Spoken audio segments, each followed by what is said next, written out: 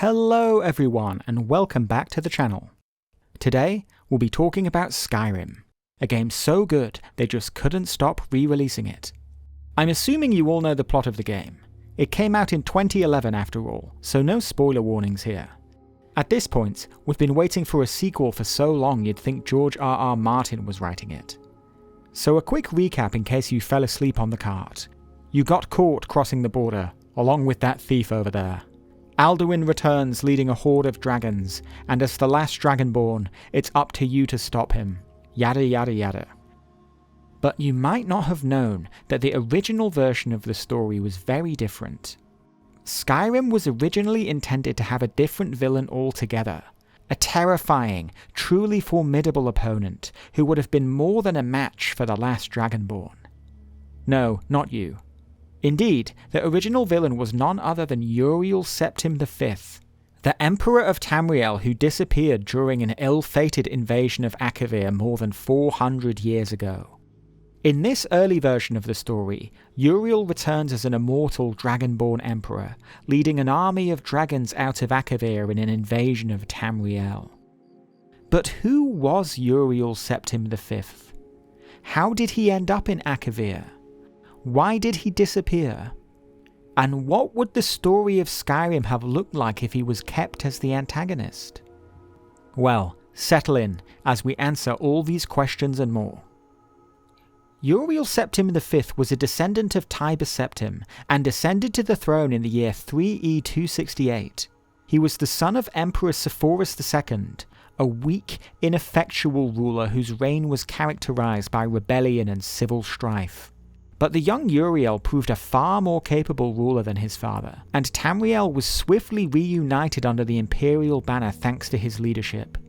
He was renowned as a formidable military leader, perhaps the greatest since Talos himself. His conquests began almost as soon as he took the throne, with an expedition against the Isle of Roscrea in 3E271.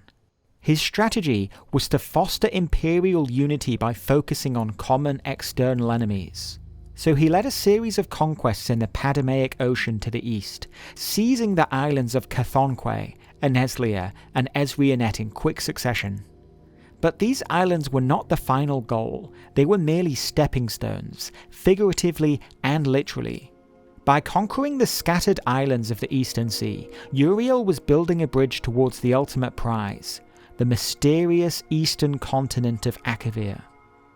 Akavir has long loomed large in the imagination of Tamriel, but it remains shrouded in mystery, wrapped in enigma, cloaked in metaphor, if you will.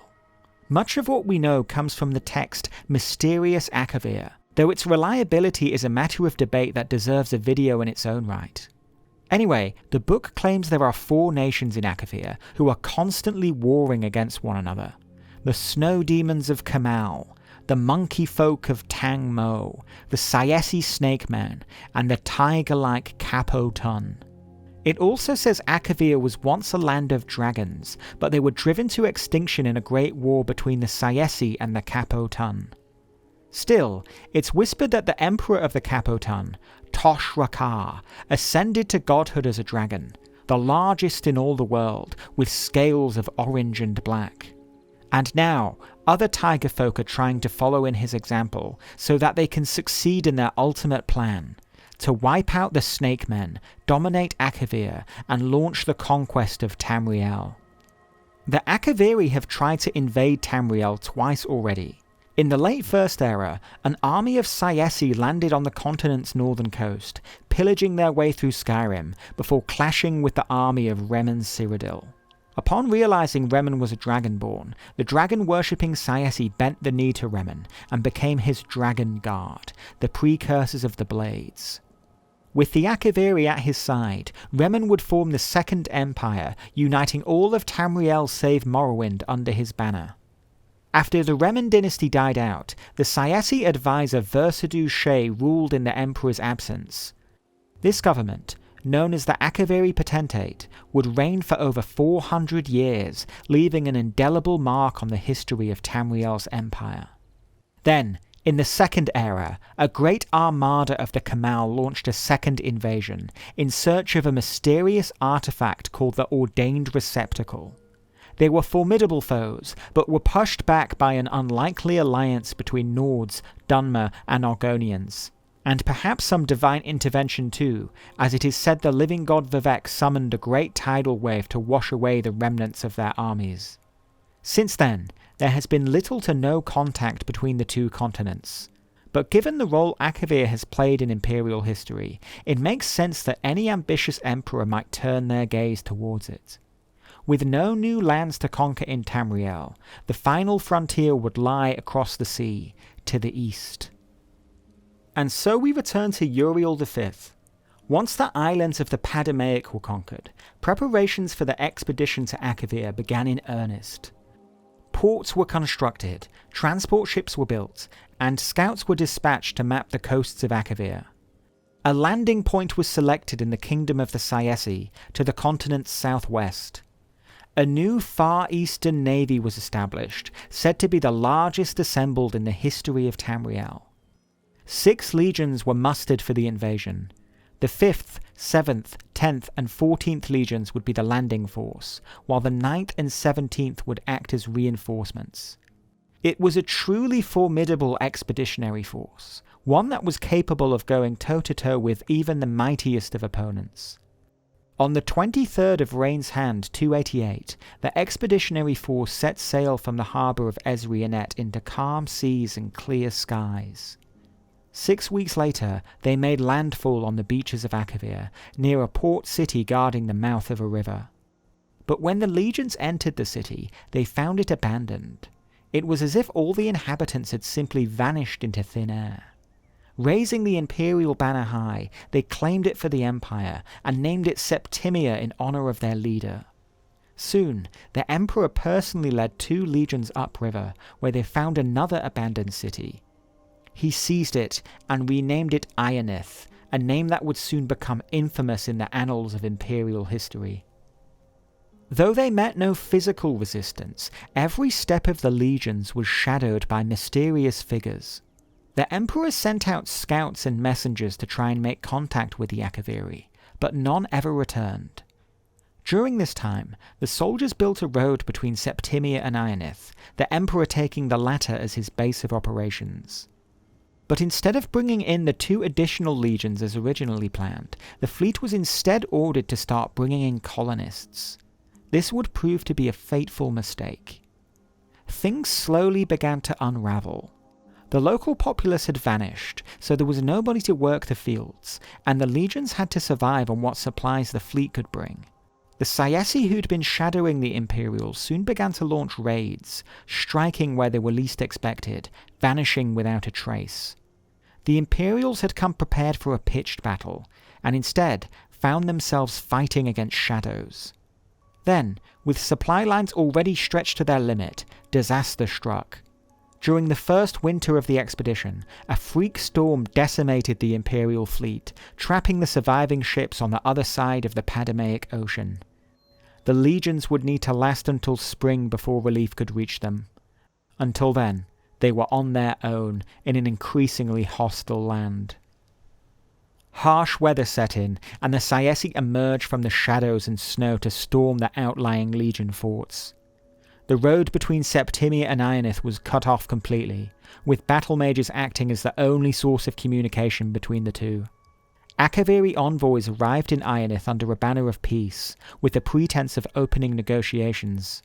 But without warning, they turned their hidden blades upon the Imperials, coming close to assassinating the Emperor himself before they were cut down.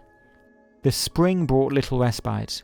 Crops withered in the fields due to drought, and the long-awaited relief fleet was battered by storms, with only a few ships arriving intact.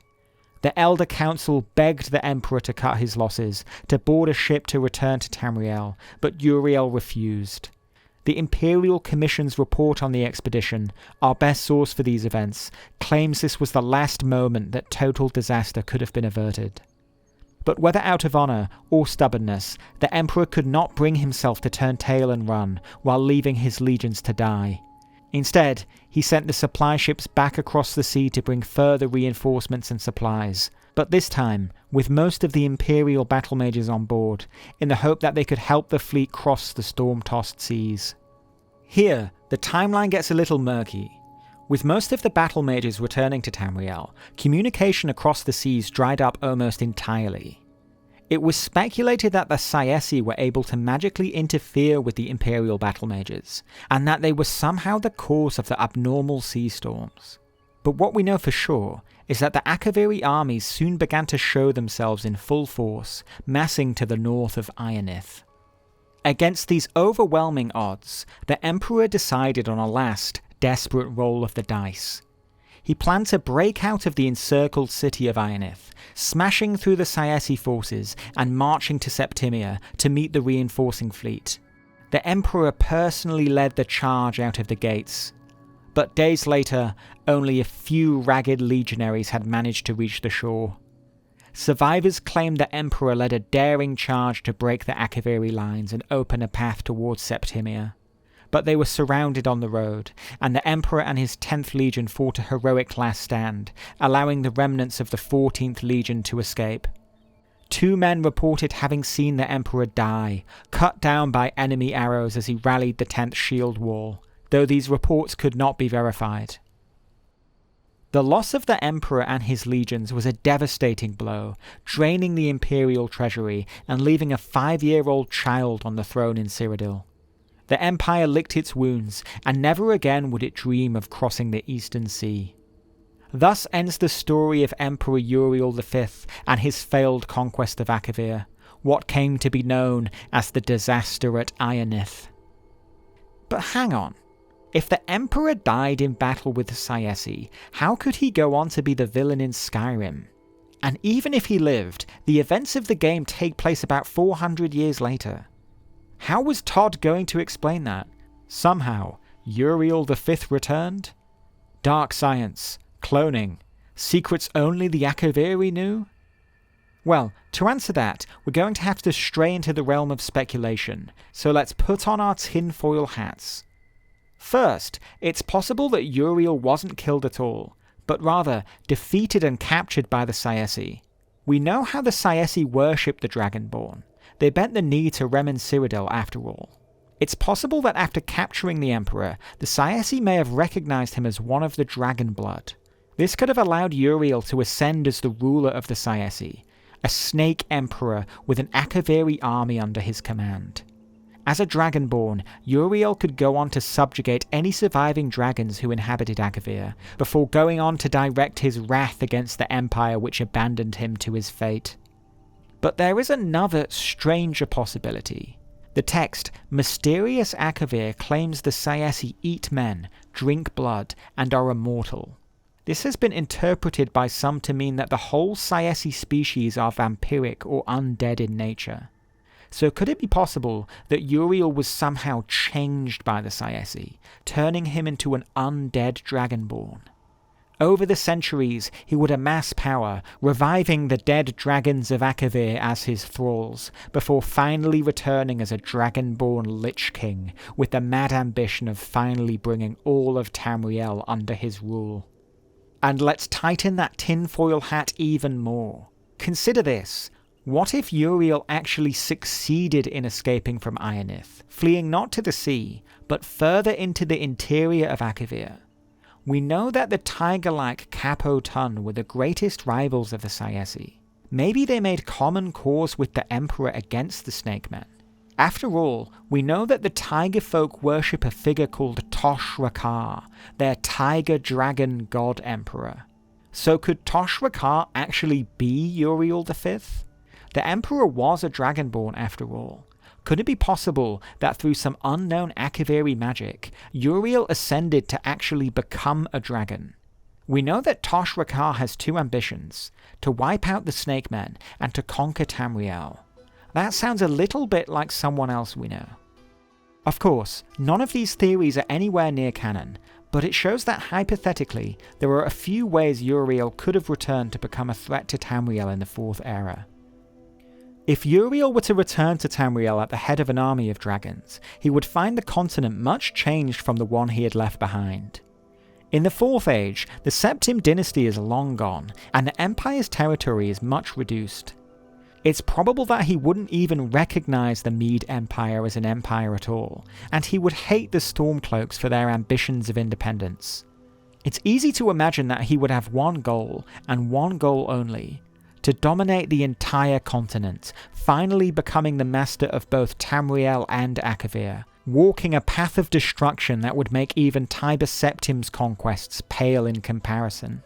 So, for a moment, let's swap the tinfoil hats for our imagination caps, and imagine what the story of Skyrim might have looked like if Uriel V was the antagonist.